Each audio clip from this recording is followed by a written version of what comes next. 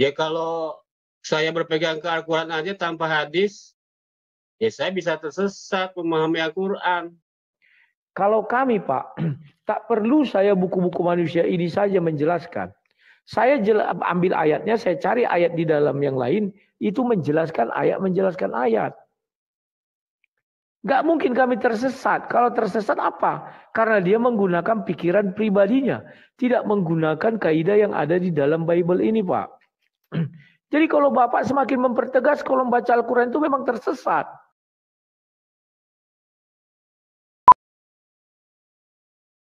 Oke, gimana suara saya? Jelas nggak? Sudah kedengaran. Sudah. Jelas. Kuat. Silakan. Oke.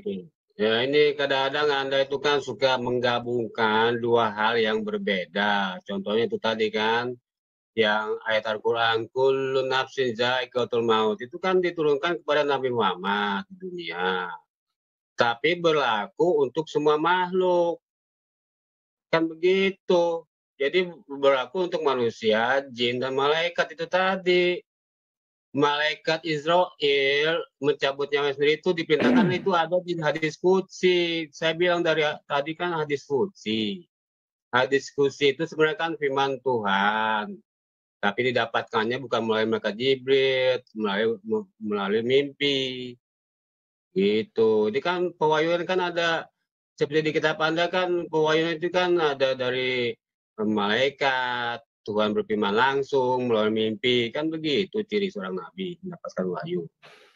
Nah, terus tadi Anda bilang kalau Anda mau mengimani dosa waris, saya bilang kan tadi umat Islam tidak mengimani dosa waris Adam. Bantahannya jelas kan dua ayat itu tadi, Al-Baqarah 37 dan A'raf ayat 23. Jelas itu sudah. Nggak percaya umat Islam itu dengan dosa waris Adam. Ya kan? Nah, terus ya itu tadi ya di surga kekal, nggak ada lagi kematian. Jangan dihubungkan di bumi lagi, sudah beda alamnya kan. Jadi kan manusia nanti mati, dibangkitkan, akan mengalami itu namanya hari penghakiman. Hari penghakiman itu kan ada nanti apa namanya itu pernah saya bilang kan ada namanya mizan, ditimbang amal setiap anak Adam ini ditimbang yang mana yang lebih berat. Ternyata misalnya lebih berat kejahatannya, dosanya ya otomatis pada saat melewati jembatan yang ada di atas neraka jahanam itu nanti bagaimana caranya dia tergelincir jatuh kecemplung ke neraka. Kalau amalnya baik, banyak, ya dia bisa lolos di ujung sana surga menanti, kan begitu. Di surat Maryam ayat 71 dan 72 kan, di ayat 72-nya kan Allah kan menyelamatkan orang yang bertakwa. Di surat Maryam ayat 72-nya, kan begitu. Nah, itu jelas, Islam itu jelas. Terus mengenai Anda singgung surat Hud, ya. Yang intinya isinya kan bahwa Al-Quran itu apa sih menceritakan dengan detail gitu ya. Maksud ayat itu begini, yang dijelaskan itu maksudnya tentang pembagian waris, itu satu. Terus hukum-hukum, terus apalagi tuh tentang apa namanya ini penyusunannya jelas. Itu maksudnya surat satu itu. Saya ulangi ya, dijelaskan di Al-Quran itu tentang pembagian waris. Jelas itu seperberapanya. Si Anu anak siapa gini gitu jelas seperberapanya. Nah, terus tentang hukum-hukum Tuhan itu, ya kan ada ternyata di Al-Quran itu ada 100 perintah dan larangan Tuhan. Saya kan pernah singgung di sini kalau nggak salah kan. Ada 100. Nah, itu yang masuk kriteria detail. Kan 100 kan banyak itu. 100 perintah dan larangan Tuhan. Memang ya kalah banyak kalau dibandingin apa namanya Taurat kan ada 613 misfot perintah dan larangan yang intinya kan 10 itu kan the Ten Commandments intinya kan 10 ada semuanya itu 10-10-nya di Al-Quran bahkan 100 kan gitu. Nah, jadi tetap aja iblis itu musuh umat Islam, mau gimana pun dia kan bekerja dengan perantara anak buahnya. Itu setan, setan yang terdiri dari golongan jin dan manusia, ya kan? Terus Anda singgung tadi bagaimana bisa api diurus oleh cahaya malaikat. Kan iblis itu bahan bakarnya dulu tuh ujungnya api. Itulah hebatnya Tuhan itu menciptakan iblis dari ujungnya api, ya kan? Apakah iblis itu sekarang api? Enggak, sama aja kayak Adam. Kita nih, bapak nenek moyang kita dari tanah. Apakah kita ini tanah? Kulit kita ini kita colek jadi hancur jadi tanah? Kan enggak. Ya sudah berubah bentuk. Iblis ya itu jin. Dulunya kan saya bilang itu tuh dia tuh mereka itu jin-jin itu bentuk fisiknya ada kelihatan kayak kita gini, tapi karena suatu hal akhirnya dihukum nggak bisa lagi dia wujud kasar, gitu kan? Kalau wujud kasar semua di sini, waduh bisa repot kita hidup nih. Ini kan lagi duduk di rumah iblis tahu-tahu menghajar kita aja kan masuk apa gimana kan? Jadi terganggu hidupnya manusia kan kalau dia berwujud fisik juga. Itu kan ada maksud Tuhan ya begitu yang saya pahami, yang saya pernah baca. Jadi referensi Islam itu banyak bro sebetulnya dari buku-buku dari karangan ulama banyak ya diskusi itu tadi tentang malaikat Israel mencabut nyawa sendiri itu udah saya baca dia diskusi. Diskusi itu levelnya ya kalau nggak salah di bawah hadis yang biasa.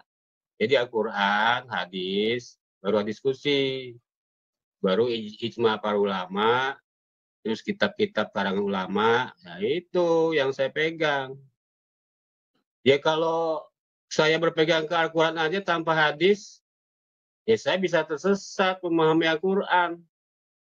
Seperti tersesatnya Anda, kan Anda ya apa namanya seolah-olah framing bahwa iblis ini baik begini begitu dosanya nggak ada. Siapa bilang nggak ada? Kan tadi saya bilang dosa pertama iblis itu ketika dia berhasil membujuk Hawa untuk memakan buah kudi. Itulah dosanya. Makanya kan mereka bertiga disuruh turun ke bumi. Walaupun oke lah Adam dan Hawa tobatnya diterima di bumi, di surga. Tapi kan Allah kan sudah punya grand planning, ya kan? Grand planning rencana besar. Kan ketika Allah berfirman kepada para malaikat, ini ja'ilun fi ardi khalifah. Aku akan menjadikan di bumi seorang khalifah. Jelas kalimatnya khalifah. Khalifah itu apa artinya? Pengganti. Pengganti apa? Para jin dulu yang hidup di bumi itu yang kerjanya menghancurkan bumi, perang, saling membunuh. Itu artinya khalifah itu pengganti. Siapa penggantinya? Itu Adam. Diganti dengan manusia ciptaan baru yang apa namanya? Dia tuh punya kecerdasan. Adam tuh cerdas sebenarnya. Buktinya apa? Itu kan ada diceritakan itu di Al-Quran. Ketika Adam sudah jadi ini ya, sudah jadi diinstal di otaknya kecerdasan oleh Tuhan itu, dipanggil para malaikat, malaikat sini kalian semua. Tanya itu kepada ciptaanku yang baru itu Adam, tentang semua nama-nama benda di surga. Dijawab dengan jelas sama Adam. Dijawab semua, Adam ini apa? Adam itu apa? Dijawab semuanya, tahu dia, malaikatnya juga tahu. Nah itu buktinya bahwa Adam ini cerdas. Makanya diganti di bumi ini yang istilahnya yang memakmurkan bumi ini seorang manusia ciptaan yang baru yang cerdas. Itu sudah grand design-nya Tuhan begitu. Mengenai dia makan apa tuh buah kurdi itu hanya sebagai ini aja, sebab aja yang mengakibatkan mereka turun ke bumi. Karena kan logikanya begini, saya pernah bahas tentang ini di Zoom dulu ya, dengan Kristen juga. Saya bilang begini, kalaulah Adam dan Hawa itu sedang enak-enak di surga, makan buah segala macam dengan kenikmatannya, tiba-tiba disuruh turun sama Tuhan nih ke bumi. Kalau saya jadi Adam, saya pasti protes. Kenapa Tuhan? Salah saya apa? Di bumi ngapain itu? Apa itu bumi? Pasti nanti kalau saya pribadi jadi Adam, saya akan berkata begitu. Pasti kan Adam protes. Salah saya apa Tuhan? Kenapa aku harus di bumi bersama istriku? Apa sih indahnya bumi apa?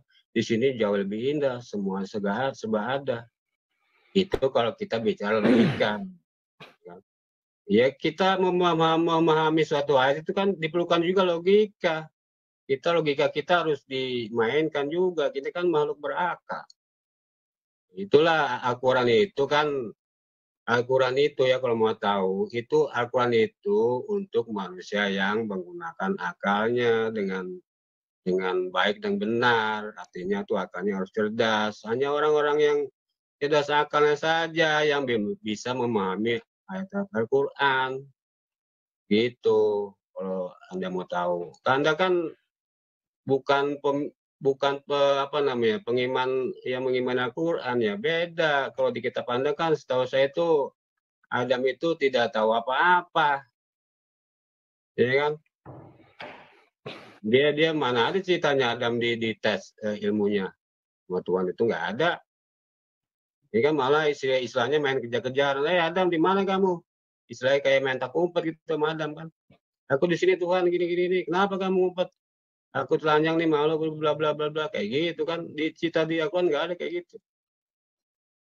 Itu bro. Jadi saya bantah ya itu umat Islam tidak sekalipun mengimani ajaran Khawarij itu. Jelas bantahnya 2 ayat itu kan. Ya silakan kalau Anda mau nanya silakan nih sesi terakhir. Mungkin yang lain. Oke.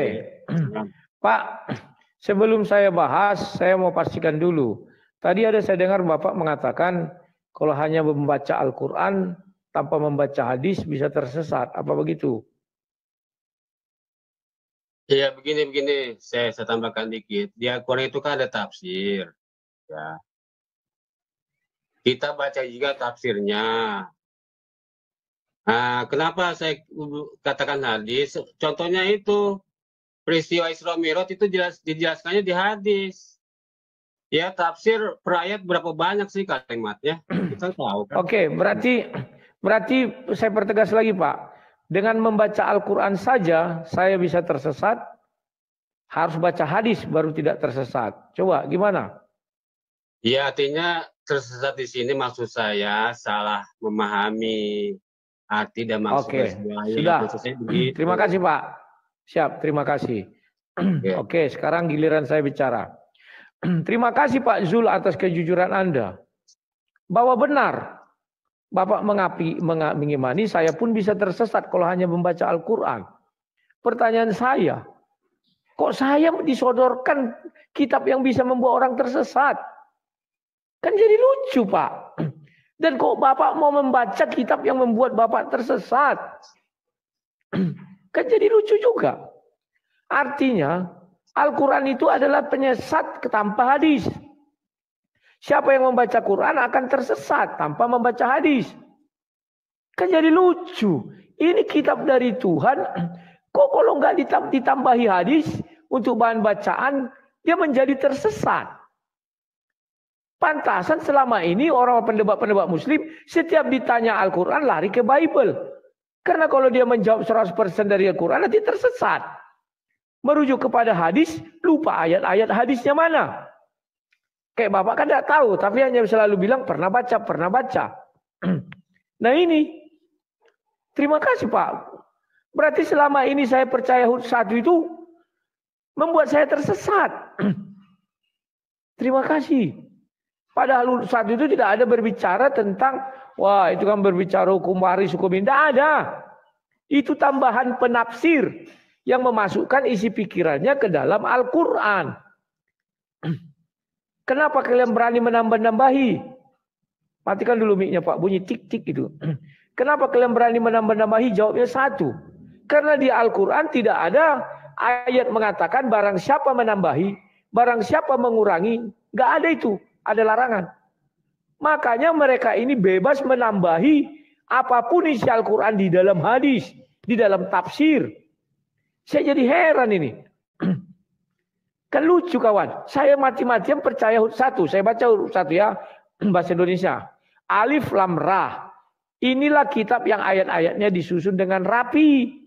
Kemudian dijelaskan secara terperinci. Yang diturunkan dari sisi Allah yang maha bijaksana, maha teliti. Ayatnya ini sudah jelas. Datang mereka untuk tafsir dibuat. Karena mereka yakin Al-Quran itu tidak kitab teliti. Bukan kitab yang lengkap. Maka dibuat di sini. Tafsir kebenar. Alif Lam Ra. Inilah kitab Al-Quran yang ayat-ayat disusun dengan rapi. Terpelihara dari kekeliruan. Kemudian kandungannya dijelaskan secara terperinci. Ada mengenai hukum tauhid, hukum kisah, akhlak, ilmu pengetahuan, janji dan peringatan. Dan lain-lain. Disusun surat demi surat, ayat demi ayat. Yang diturunkan dari sisi Allah yang maha bijaksana dan maha dalam sesuai, dan setiap keputusannya maha teliti dan semua ketentuannya. Jadi apa lagi? Berarti semua level di situ lengkap, terurut, terinci. Tidak adanya berbicara ilmu ini, tidak, semuanya. Sejarahnya pun lengkap, terinci, terurut. Betul Bapak bilang, saya pernah membaca sejarah, urutan silsilah. Kalau saya hanya membaca itu benar Bapak bilang, saya bisa tersesat.